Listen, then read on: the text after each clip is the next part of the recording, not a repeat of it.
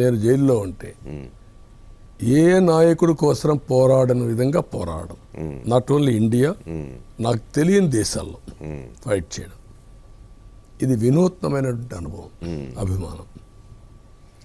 దీని మీద నా కమిట్మెంట్ ఏంటి? ఇలాంటివి ఇంకొకరికి జరగకూడదు. రాజకీయాలు, ఇలాంటి ఉన్మాద రాజకీయాలు కానీ, దౌర్జన్య రాజకీయాలు కానీ, నేరపూరిత రాజకీయాలు కానీ జరగకూడదు. దాన్ని ప్రక్షాళన చేయడం ఒక యాంగిల్. రెండోది, ఇంత నమ్ముకున్న ప్రజానీకాన్ని నేను మళ్ళా ఎంపవర్ చేయడం రెండో మార్గం. అదేమో మీరు విశాల దృక్పథంతో ఆలోచించినట్టు ఉంటుంది.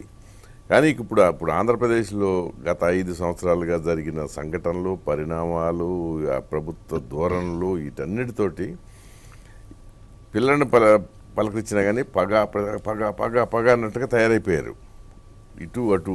అటు వాళ్ళు ఇప్పుడు ఆధిపత్యంలో ఉన్నారు కనుక వాళ్ళ చేతుల్లో చాలామంది అన్ని రకాలుగా నష్టపోయిన వాళ్ళు ఉన్నారు, దెబ్బలు తిన్న వాళ్ళు ఉన్నారు, మీలాగానే అకారణంగా జైలుకి వెళ్ళిన వాళ్ళు ఉన్నారు, రఘురామకృష్ణరాజు లాంటి వాళ్ళు చావు దెబ్బలు తిన్నారు, ఎంపీ అయ్యి ఉండి కూడా. వీళ్ళు ఎవరు కూడా అంత ఈజీగా శాంతిస్తారని నేను అనుకోను. అంటే రెండు ఉన్నాయి. పొద్దున మీరు చెప్పండి. నా రాజకీయ జీవితంలో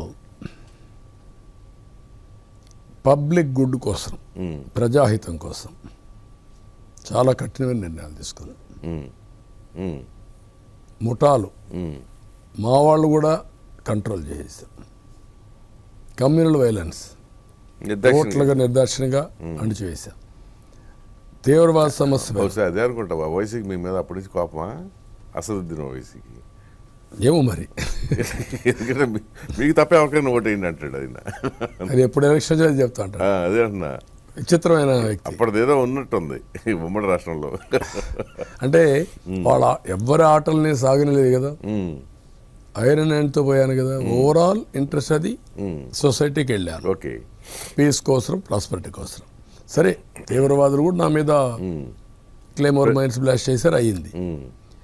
ఇప్పుడు పొలిటికల్ రౌడీయిజం, నేరాలు చేసే రాజకీయాల ముసుగులో నేరాలు చేసేవాళ్ళు, ఇది ప్రమాదం. దాన్ని టోటల్గా వాళ్ళ తాట తీస్తారు.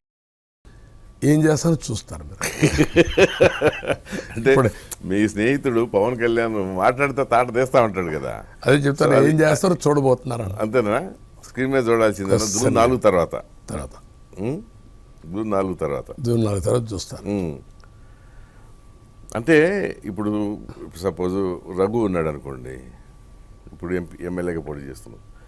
అతను ఖచ్చితంగా తను కొట్టిన వాళ్ళ అధికారుల మీద చర్య తీసుకోవాలనుకుంటాడు ఏదో రూపంలో, ఏదో అంటే అతనికి అది అతను దహిస్తూ ఉంటుంది కదా. ఇప్పుడు అంటే నేను ఏమంటానంటే 2 ఆస్పెక్ట్స్. ఒకటి, ప్రజలకు జరిగిన అన్యాయం. ఈ ప్రాసెస్లో సోషల్ యాక్టివిస్ట్ కావచ్చు, ప్రజల్లో విక్టిమ్స్ కావచ్చు, చాలా మంది ఉన్నారు పాపం. ప్రజల్లో విక్టిమ్స్ కావచ్చు, సోషల్ యాక్టివిస్ట్ కావచ్చు, పాలిటీషియన్స్ కావచ్చు, మీడియా కావచ్చు, చాలా మంది బాధితులు ఉన్నారు. ఈ రెండు కూడా బ్యాలెన్స్ చేసి మళ్ళా పునరావృతం కాకుండా చేయాలి తప్ప ఒక వ్యక్తి ప్రయోజనాల కోసమే మనం పోతే ప్రాబ్లం. వ్యక్తి గురించి కాదు, వ్యవస్థ ఇప్పుడు